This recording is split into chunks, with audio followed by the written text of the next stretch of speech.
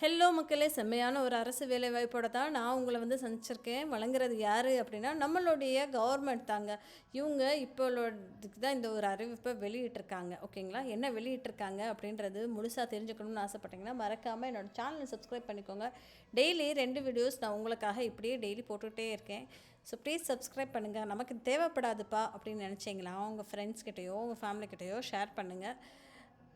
ஹெல்ப்ஃபுல்லாக இருக்கும், அவங்களுக்கும் சரி எனக்கும் சரி. வாங்க வீடியோக்குள்ளே போகலாம்.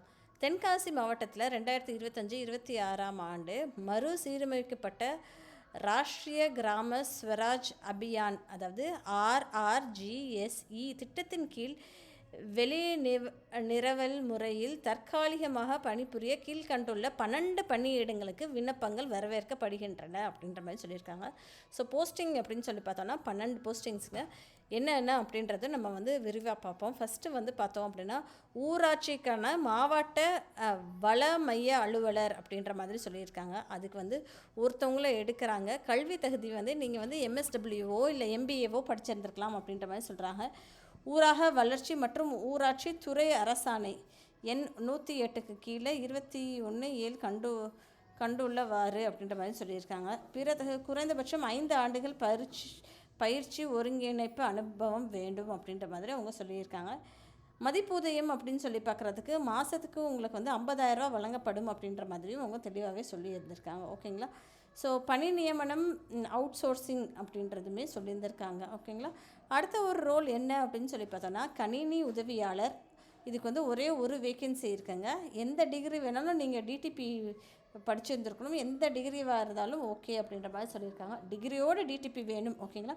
குறைந்தபட்சம் உங்களுக்கு வந்து 3 ஆண்டுக்கான பணி வந்து நீங்கள் செஞ்சுருந்துருக்கணும் அப்படின்ற மாதிரி சொல்லியிருக்காங்க. ஸோ சம்பளம் எப்படின்னு சொல்லி பார்த்தோன்னா 22,000 ரூபா வழங்குகிறோம் அப்படின்ற மாதிரி அவங்க சொல்லியிருந்திருக்காங்க. சரிங்களா. அடுத்த ஒரு வேலைவாய்ப்பு என்ன அப்படின்னா வட்டார வள மைய பரிந்துரைஞர் அப்படின்ற மாதிரி சொல்லியிருந்திருக்காங்க. இதுக்கு வந்து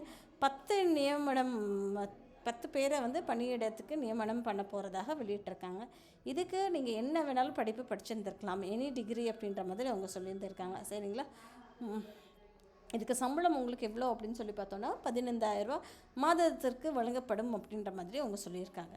நிபந்தனைகள் அப்படின்ற மாதிரி அவங்க சொல்லியிருந்திருக்காங்க. முற்றிலும் தற்காலிகமானதே. ஓகேங்களா. கான்ட்ராக்ட் பேஸ்டு தான் ஜாபு. பணி நிரந்தரம் கோர இயலாது அப்படின்ற மாதிரி அவங்க சொல்லியிருந்திருக்காங்க. ஓகேங்களா. இப்போ அரசு அனுமதிக்கு காலம் வரை மட்டுமே அனுமதிக்கப்படும் அப்படின்ற மாதிரியும் தெளிவாக சொல்லியிருந்திருக்காங்க. ஓகேங்களா. ஸோ பணியமர்த்தும் இடம் வந்து DRCP ஃபெசிலிட்டி 1ன்ற மாதிரி சொல்லியிருக்காங்க. மாவட்ட ஊராட்சி அலுவலகம் தென்காசியில், assistant come data entry operator ஒரு ரோலு, மாவட்ட ஊராட்சி அலுவலகம் தென்காசியில். ஓகேங்களா. அடுத்தது BRCP ட்ரெயினர்ஸ் 10 பேர், அதுக்கு வந்து 10 வட்டாரங்கள் பணி நியமிக்கப்படும் அப்படின்ற மாதிரி சொல்லியிருக்காங்க. தேர்வு இருக்கவங்க தகுதி மற்றும் முன் அனுபவத்தின் அடிப்படையில் விண்ணப்பதாரர்கள் தேர்ந்தெடுக்கப்படுவார்கள் அப்படின்ற மாதிரி சொல்லியிருக்காங்க. ஸோ பகுப்பாய்வு திறன்கள் மற்றும் பணிக்கான பொருத்தத்தை மதிப்பீடுவர்களுக்கு நடைமுறை சோதனை மற்றும் நேர்காணல் மட்டும் நடைபெறும் அப்படின்ற மாதிரி அவங்க சொல்லியிருந்திருக்காங்க. தனியாக ஸ்பெசிஃபிக்காக உங்களுக்குன்னு ஒரு எக்ஸாம் அப்படின்லாம் எதுவுமே கிடையாது. சரிங்களா. விண்ணப்பிக்கிறதுக்கு முறை என்ன அப்படின்னு சொல்லி பார்த்தோன்னா அவங்க இங்கே வந்து லிங்க் கொடுத்துருக்காங்க. ஓகேங்களா. அது வந்து கூகுள் ஃபார்ம் லிங்க். இதை கிளிக் பண்ணோம் அப்படின்னா வேறு ஒரு பேஜ் ஓப்பன் ஆகும். அந்த இடத்துல உங்களுடைய டீட்டெயில்ஸ் எல்லாமே நீங்கள் கொடுக்கணும். ஆன்லைனில் மூலமாக தான் பண்ண முடியும். ஓகேங்களா. ஆஃப்லைனில் வந்து பண்ண முடியாது போல். பட் ஆனால் அவங்க ஒரு அட்ரெஸ்ஸையும் கொடுத்துருக்காங்க. தொடர்பு கொள்ள வேண்டிய முகவரி அப்படின்ற மாதிரி கொடுத்துருக்காங்க. மாவட்ட ஆட்சியர் அலுவலகம் தென்காசி, செயலாளர் மாவட்ட பணி அலுவலர் ஊரக வளர்ச்சி அப்படின்ற மாதிரி கொடுத்துருக்காங்க. விண்ணப்பிக்க கடைசி நாள் வந்து 30/5 அதையுமே மென்ஷன் பண்ணியிருந்திருக்காங்க. சரிங்களா மக்களே. ஸோ இதுக்கு நீங்கள் அப்ளை பண்ணணும்னு ஆசைப்பட்டீங்கன்னா கடன்னு இந்த லிங்க்கை நான் கீழே கொடுத்துட்றேன். அதை வந்து கிளிக் பண்ணி டிஸ்கிரிப்ஷன் பாக்ஸில் இருக்கும், அதை கிளிக் பண்ணி பாருங்கள். பார்த்துட்டு அதுக்கு ஃபர்தராக என்ன அவங்க சொல்லியிருக்காங்க, இந்த ஃபார்ம்ஸ்லாம் இருக்கு இல்லையா, அந்த டீட்டெயில்ஸ் எல்லாமே ஃபில் பண்ணிவிட்டு அனுப்பிச்சி விடுங்க. சரியா. தேங்க்யூ.